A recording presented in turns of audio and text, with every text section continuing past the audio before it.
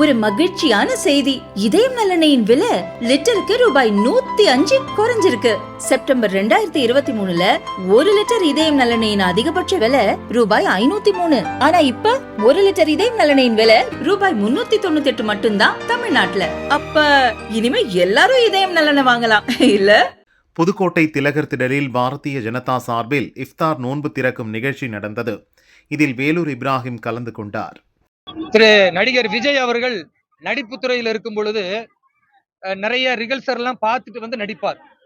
அதனால அது பர்ஃபெக்டா இருக்கிறதுனால ரசிகர்கள் எல்லாமே அவர் பின்னால திரண்டு இருக்கிறாங்க. ஆனா அரசியலில் அவர் கோமாளியாக செயல்படுகிறார் என்பது தொடர்ந்து நாம பார்க்கிறோம். ஒரு எதிர்கட்சியை கூட யாரை எதிர்க்கிறோமோ அவர்களுக்கு பேர் சொல்ல திராணி இல்லாத விஜய் பாயாசம் பாசிசம் என்று சொல்லிக் கொண்டு உளறி கொண்டிருக்கிறார். அவர் எதிர்கட்சியை யார் என்று குறிப்பிட்டு பேர் சொல்வதற்கே தன் கட்சி ஆரம்பிச்சு 2 வருஷம் தேவைப்படுதுன்னா இந்த கோமாளி அரசியல்வாதி பின்னால இளைஞர்கள் போவது பரிதாபத்திற்குரியது. நாங்கள் கேட்பது என்னன்னா, இவருடைய பாரத பிரதமர் நரேந்திர மோடி அவர்களும் இவருடைய மாநில தலைவர் திரு அண்ணாமலை அவர்களையும் விமர்சிக்கிற தகுதி திரு விஜய்க்கு இருக்குமேயானால் எந்த விதத்தில் நரேந்திர மோடி அவர்கள் இந்த நாட்டு மக்களுக்கு எதிராக இருக்கிறார் என்று புள்ளி விவரத்தை சொல்லணும். போற போக்குல பேசிட்டு போறதுக்கு இது சினிமா டயலாக் கிடையாது. அவர் சினிமா நடிகராக இங்கு வரல. மக்களுக்கு நல்லது செய்ய வேண்டும் என்று வந்தால் புள்ளி விவரத்தை பேசணும். புள்ளி விவரத்தை பேச ஆரம்பிக்கிற எங்களுடைய மாநில தலைவர் அண்ணாமலை அவர்களை பார்த்து இன்றைக்கு திமுகவிலிருந்து ஒட்டுமொத்த ஆளும் அரசியல்வாதிகள் துண்ட காணும் துணியை காணும் ஓடிக்கிட்டு இருக்கிறாங்க. திரு விஜய் அவர்கள் வாயை கொடுத்து புண்ணாக்கிறாம அவர் பாட்டுக்கு வந்தோமா, அவர் எதையாச்சும் பேசணுமா, கைத்தட்டல் வாங்கணுமான்னு போகணுமே தவிர பாஜகவை சீண்டினால் பதிலடி வேறு மாதிரி இருக்கும் என்பதை நாங்கள் திரு விஜய் அவர்களுக்கு மிகவும் தெளிவாக பொறுமையோடு சொல்லிக் கொள்ள விரும்புகிறோம். இதுவரை தன்னுடைய வாக்கு சதவீதத்தை நிரூபிக்காத ஒரு நபர்.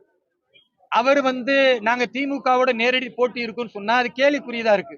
ஆனால் பாரதிய ஜனதா கட்சி தன்னுடைய சொந்த காலில் நின்று கொஞ்சம் கொஞ்சமாக வளர்ந்து இன்றைக்கு தேசிய ஜனநாயக கூட்டணி 18.5% வாக்கு வங்கியை வைத்திருக்கிறோம். இந்த 18.5% வாக்கு வங்கி என்பது இரட்டை மடங்காக வரக்கூடிய சட்டமன்ற தேர்தலில் 45% எங்களுடைய என்டிஏ அலையன்ஸ் கூட்டணி பெற்று பெரும்பான்மை சட்டமன்ற உறுப்பினர்களோடு நாங்கள் ஆட்சி அமைக்க போகிறோம்.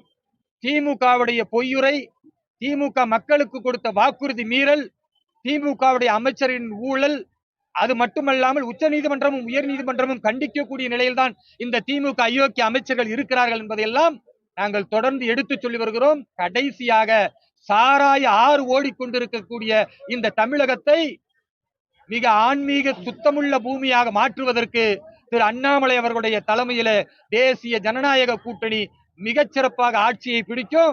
அதனால ஆன்மீகமும் தெய்வீகமும் தேசியமும் எங்களுடைய கொள்கை. கடவுள் மறுப்பு காட்டுமிராண்டி ஐயா ஸ்டாலின் உள்ளிட்ட இந்த கூட்டத்தை விரட்டி அடிப்பதற்கு நாங்கள் தயாராக இருக்கிறோம். இந்த போட்டிக்கு மத்தியில், இந்த ஜனநாயக போருக்கு மத்தியில் நடிகர்களுக்கு, குறிப்பாக ஐயா விஜய் போன்ற இந்த காமெடி கோமாளி நடிகர்களுக்கு இங்க வேலை இல்லை என்பதை பதிவு செய்கிறோம்.